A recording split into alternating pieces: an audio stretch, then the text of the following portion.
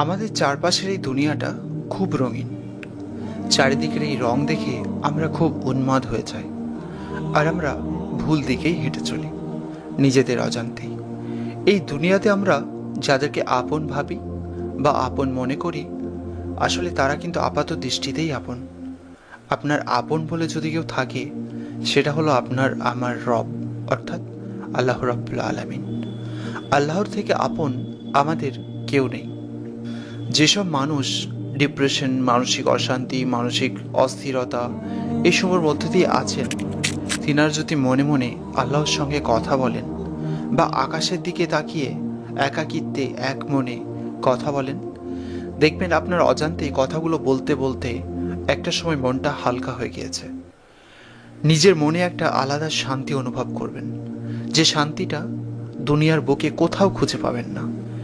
কিন্তু মানুষ যখন